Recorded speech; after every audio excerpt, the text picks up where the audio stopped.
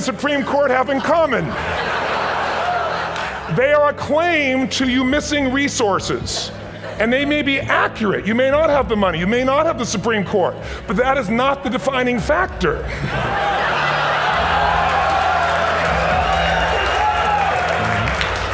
And you correct me if I'm wrong. The defining factor is never resources, it's resourcefulness. And what I mean specifically, rather than just some phrase, is if you have emotion, human emotion, something that I experienced from you day before yesterday at a level that is as profound as I've ever experienced, and if you'd communicated with that emotion, I believe you would have beat his ass and won.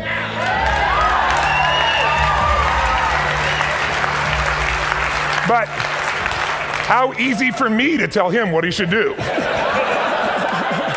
Idiot, Robbins.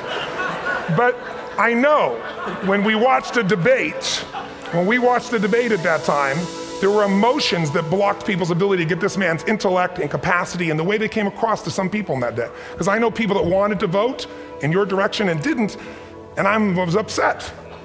But there was emotion that was there. How many know what I'm talking about here? Say I. So emotion is it, and if we get the right emotion, we can get ourselves to do anything. We can get through it. If you're creative enough, playful enough, fun enough, can you get through to anybody, yes or no?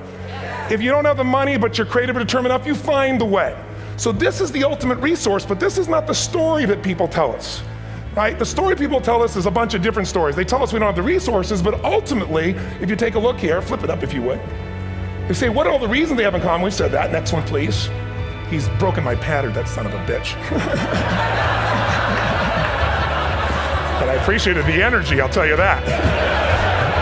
What determines your resources? We've said decisions shape destiny, which is my focus here. If decisions shape destiny, what determines it is 3 decisions. What are you gonna focus on? Right now, you have to decide what you're gonna focus on. In this second, consciously or unconsciously, the minute you decide to focus on something, you gotta give it a meaning. And whatever that meaning is produces emotion. Is this the end or the beginning? Is God punishing me or rewarding me, or is this the roll of the dice? And emotion then creates what we're gonna do, or the action. So think about your own life, the decisions that have shaped your destiny. And that sounds really heavy, but in the last 5 or 10 years, 15 years, haven't there been some decisions you've made that if you made a different decision, your life would be completely different? How many can think of one, honestly? Better or worse? Say I. So the bottom line is maybe it was where to go to work and you met the love of your life there. Maybe it was a career decision. I know the Google geniuses I saw here. I mean, I understand that their decision was to sell their technology at first. What if they made that decision versus to build their own culture? How would the world be different? How would their lives be different? Their impact. The history of our world is these decisions. When a woman stands up and says, no, I won't go to the back of the bus, she didn't just affect her life. That decision shaped our culture. Or someone standing in front of a tank, or being in a position like Lance Armstrong and someone says to you, you got testicular cancer. That's pretty tough for any male, especially if you ride a bike. Right? You got it in your brain, you got it in your lungs. But what was his decision of what to focus on? Different than most people. What did it mean? It wasn't the end, it was the beginning. What am I gonna do? He goes off and wins 7 championships he never won once before the cancer because he got emotional fitness, psychological strength. That's the difference in human beings that I've seen of the 3 million I've been around, because that's what my lab. I've had 3 million people from 80 different countries that I've had a chance to interact with over the last 29 years. And after a while, patterns become obvious. You see that South America and Africa may be connected in a certain way, right? Other people say, oh, that sounds ridiculous. It's simple. So what shaped Lance, what shapes you? 2 invisible forces, very quickly. 1, state. We all have had times. Have you had a time you did something and after you did it, you thought to yourself, I can't believe I said that. I can't believe I did that. That was so stupid. Who's been there? Say I. Have you ever done something after you do it, you go, that was me. Right? It wasn't your ability, it was your state. Your model of the world is what shapes you long term. Your model of the world is the filter. That's what's shaping us. That's what makes people make decisions. When we want to influence somebody, we gotta know what already influences them.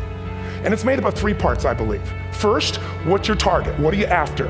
Which I believe it's not your desires. You can get your desires to goals. How many of you ever got a goal and desire and thought, is this all there is? How many have been there? Say I.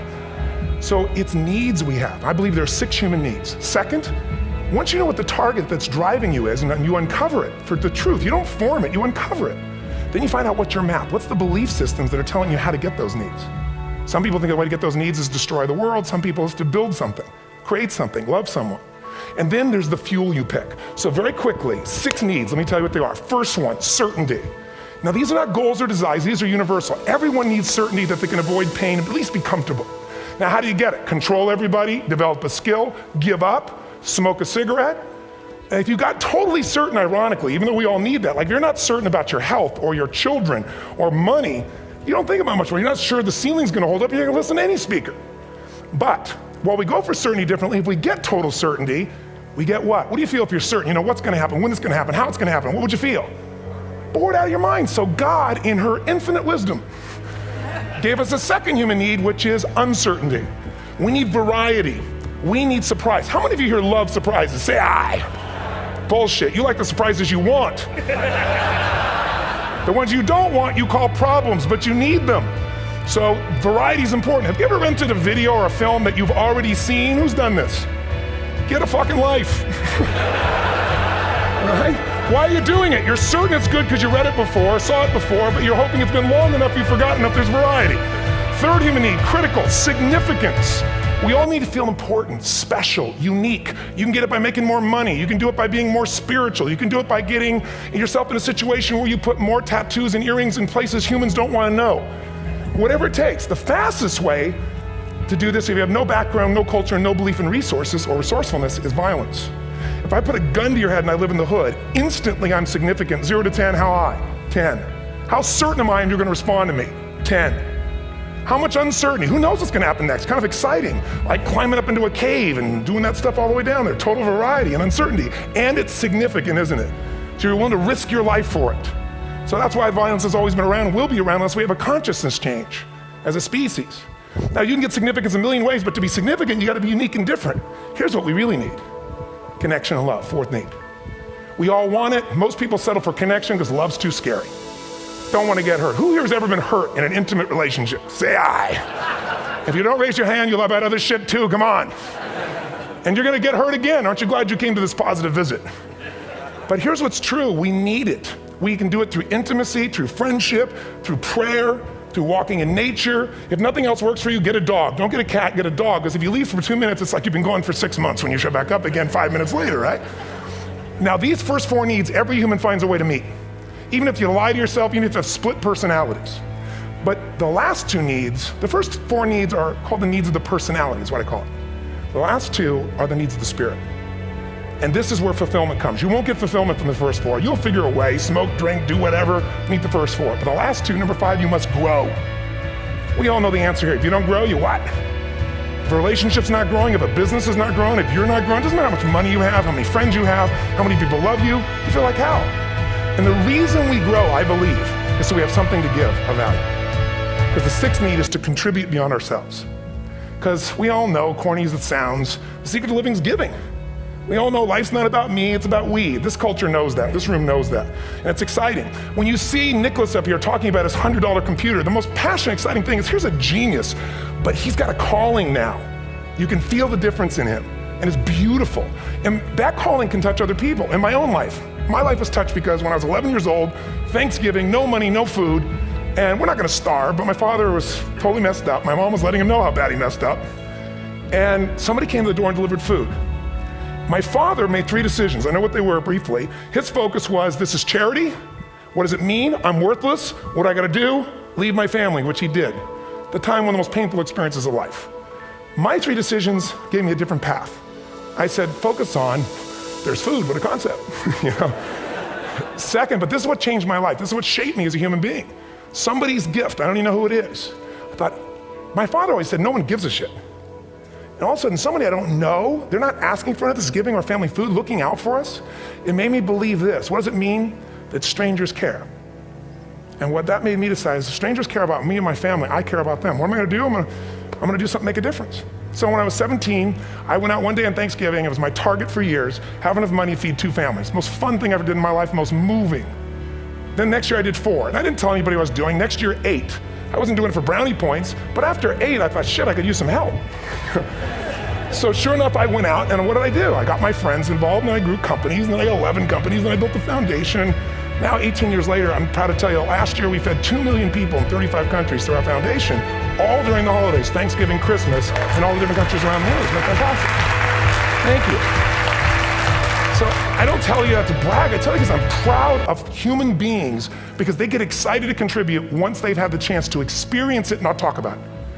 So finally, I'm about out of time, the target that shapes you, here's what's different about people. We have the same needs, but are you a certainty freak? Is that what you value most, or uncertainty? This man here couldn't be a certainty freak if he climbed through those caves. Are you driven by significance or love? We all need all six, but whatever your lead system is tilts you in a different direction. And as you move in a direction, you have a destination or destiny. The second piece is the map. Think of that as the operating system tells you how to get there. And some people's map is, I'm gonna save lives even if I die for other people, and they're a fireman. Somebody else says, I'm gonna kill people to do it. They're trying to meet the same needs of significance, right? They want to honor God or honor their family, but they have a different map. And there are 7 different beliefs. I can't go through them because I'm done. The last piece is emotion. I say one of the parts of the map is like time. Some people's idea of a long time is 100 years. Somebody else says is 3 seconds, which is what I have. And the last one I've already mentioned that felt you. If you got a target and you got a map, and let's say, I can't use Google because I love Macs and they haven't made it good for Macs yet. So if you use MapQuest, how many have made this fatal mistake of using MapQuest at some time? You use this thing and you don't get there. Well, imagine if your beliefs guarantee you can never get to where you want to go. The last thing is emotion. Now here's what I'll tell you about emotion. There are 6,000 emotions that we all have words for in the English language, which is a linguistic representation, right? It changes by language. But if your dominant emotions, if I have more time, I have 20,000 people or 1,000, and I have them write down all the emotions that they experience in an average week. And I give them as long as they need. And on one side they write empowering emotions, the other is disempowering. Guess how many emotions people experience? Less than 12. And half of those make them feel like shit. So they got 5 or 6 good frickin' feelings, right? It's like they feel happy, excited, oh shit, frustrated, overwhelmed, depressed. How many of you know somebody who no matter what happens finds a way to get pissed off? How many know somebody like this? Or no matter what happens, they find a way to be happy or excited. How many know somebody like this? Come on. When 9/11 happened, and I'll finish with this, I was in Hawaii. I was with 2,000 people from 45 countries. We were translating 4 languages simultaneously for a program that I was conducting for a week. The night before was called Emotional Mastery. I got up, had no plan for this, and I said, we had a list of fireworks, I do crazy shit, fun stuff. And then at the end I stopped, and I had this plan I was gonna say, but I never do what I'm gonna say. And all of a sudden I said, when do people really start to live? When they face death. And then I went through this whole thing about if you were gonna get off this island, if 9 days from now you were gonna die, who would you call, what would you say, what would you do? One woman, well that night is when 9/11 happened. One woman had come to the seminar, and when she came there, her previous boyfriend had been kidnapped and murdered. Her friend, or her new boyfriend, wanted to marry her, and she said no. He said, if you leave and go to that Hawaii thing, it's over with us. She said, it's over. When I finished that night, she called him and left a message, true story, at the top of the World Trade Center where he worked, saying, honey, I love you. I just want you to know, I want to marry you. It was stupid of me. She was asleep, because it was 3 a.m. for us, when he called her back from the top and said, honey, I can't tell you what this means. He said, I don't know how to tell you this, but you give me the greatest gift, because I'm going to die. And she played the recording for us in the room. She was on Larry King later. And he said, you're probably wondering how on earth this could happen to you twice. And he said, all I can say to you is, this must be God's message to you, honey. From now on, every day, give your all, love your all. Don't let anything ever stop you. She finishes, and a man stands up and he says, I'm from Pakistan, I'm a Muslim. I'd love to hold your hand and say I'm sorry, but frankly, this is retribution. I can't tell you the rest because I'm out of time.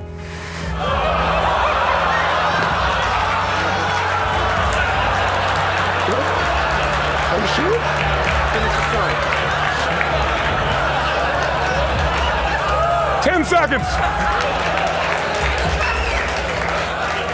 10 seconds. No, I want to be respectful. 10 seconds. All I can tell you is I brought this man on stage with a man from New York who worked in the World Trade Center, because I had about 200 New Yorkers there. More than 50 lost their entire companies, their friends, marking off their Palm Pilots. One financial trader, this woman made of steel, bawling.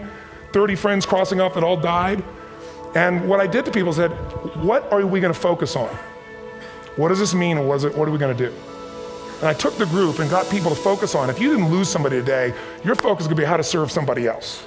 There are people, one woman got up and she was so angry and screaming and yelling. Then I found she wasn't from New York, she's not an American, she doesn't know anybody here. I said, you always get angry? She said, yes. Guilty people got guilty, sad people got sad. And I took these 2 men and did what I call an indirect negotiation. Jewish man with family in the occupied territory, some New York who would have died if he was at work that day. And this man who wanted to be a terrorist, and made it very clear.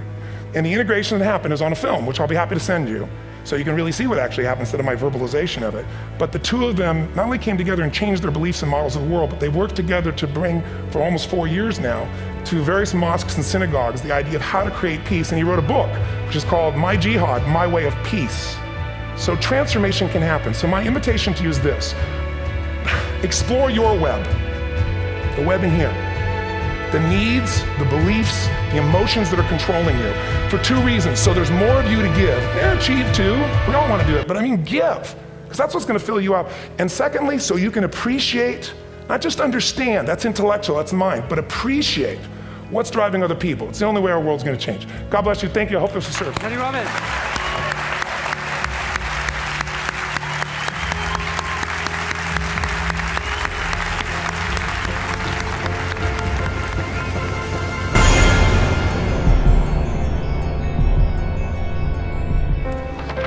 What if great ideas weren't cherished? What if they carried no importance? Or held no value?